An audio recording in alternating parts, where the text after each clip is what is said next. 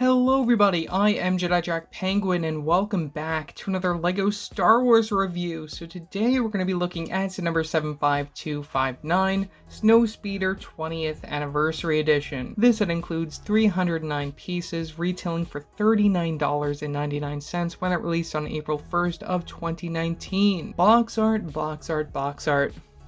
Amazing. I love the box art on these 20th anniversary LEGO Star Wars sets, even down to the logo off to the side, and your characters at the bottom.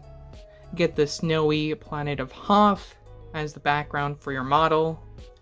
From the back side, you'll see all the other anniversary figures for this wave, as well as a small picture of the original Snowspeeder released in the year 1999. You'll find that also in your instructions.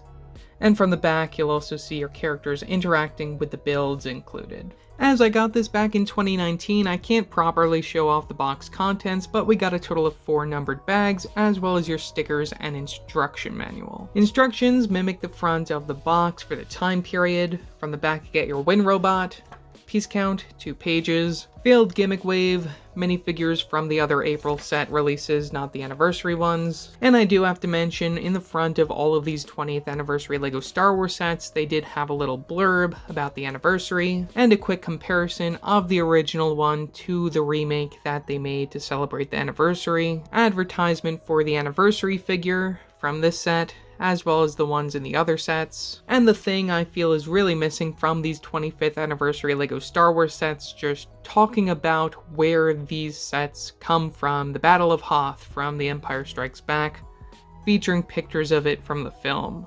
To start off our minifigure selection, we have Luke Skywalker Pilot, who has certainly come a long way since this 2019 release, which also appeared earlier on in 2019 in a 4+ set, and then later again in 2020 in an AT-AT. Unlike the modern day version of Luke Skywalker Pilot, we do not see those dual molded legs, we do not see the arm printing. I'm not even sure if that's going to be in the new mech set that's releasing this summer 2024. We'll have to wait and see. I know that they just recently threw it on a keychain, but still, for the time, this is plenty fine for a Luke Skywalker Pilot figure with the printing from the legs leading up to the body.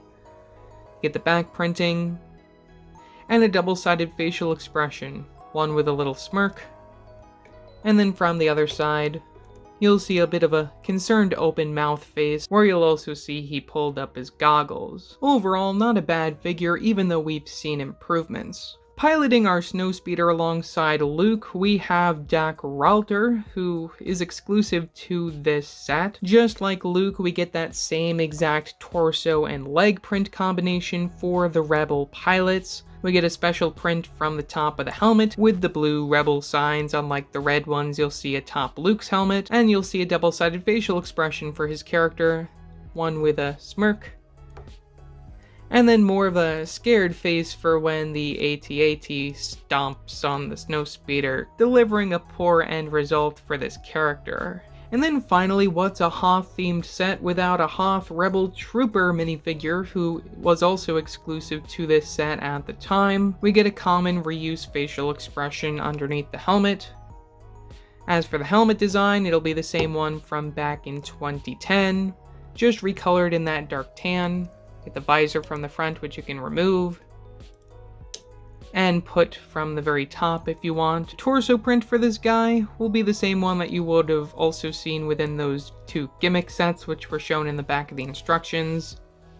Get back printing, all covered up by that backpack piece. And I also wanted to highlight this bazooka piece as his accessory, yet another classic gun from LEGO Star Wars. One of the most interesting 20th anniversary LEGO Star Wars minifigures is that of Lando Calrissian, which is a recreation of a character from the very, very, very expensive 2003 Cloud City set. I'm really surprised that this ended up existing. I mean, they definitely had to have a character of color in the 20th anniversary minifigure lineup, no doubt, though I just think it's crazy that he exists in this set, seeing the minifigures of that set and seeing how expensive some of the minifigures of that set are, specifically Boba Fett. Needless to say, LEGO does keep true to the original minifigure as far as the printing style goes, and even down to giving us this cape, which is just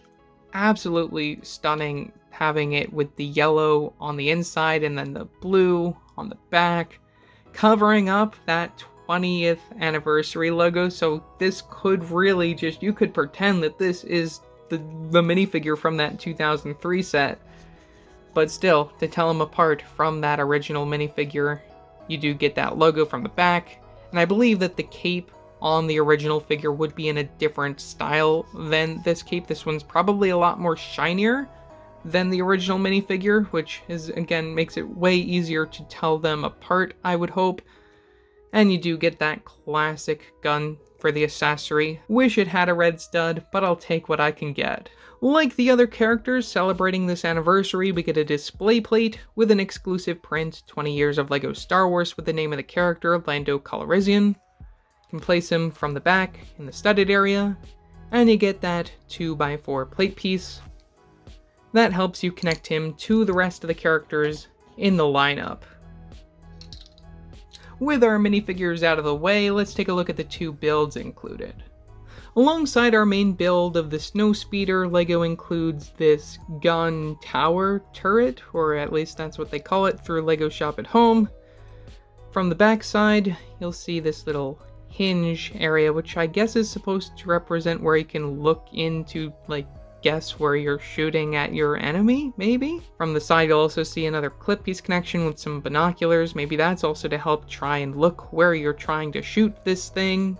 You get the motion with the Technic connection to move it back and forth. LEGO loves their stud guns. You get one on this build. All you gotta do is press down, and it goes out into the distance, never to be found again. You do happen to get extras of these. You get two, one for this and then one for the one that's on the Snowspeeder. I guess another perk of this is that you can rotate it in any direction, in addition to having that posability going back and forth, so theoretically you can easily hit your enemy if there is an enemy, which there really wasn't anything to go against this. The AT-AT released the following year in 2020, so you had to get this set in 2019 to make this worth your while. For the Snowspeeder build, it's very similar to some that we've gotten in the past. I've gotten a lot of Snowspeeder sets in my day. Get a printed cockpit design. Love that it's printed and not stickered. You'll see lots of stickers on this set. Stickers from the sides of that back piece and from the sides of the wings. We get some extra details underneath these flaps. Not really necessary as they're all covered up, but still I like the attention to detail. Speaking of stud guns, you get one from the back side of the vehicle. I just showed how that works, I'm not going to do it again. And you also get this very nice rope function right here, which is supposed to be something that you can completely wind out and pretend to wrap around the legs of an AT-AT, which again wouldn't release until the following summer 2020.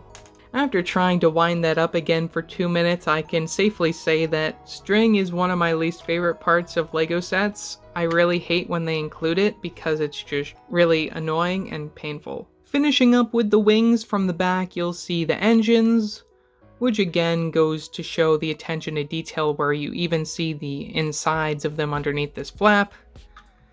And that leads all the way to a pretend gun using this piece, which I don't remember the last time I saw this piece. One of my favorite pieces from the LEGO Star Wars theme, just because it's something you saw in a lot of sets back in the day. Pretend guns from the front, love it.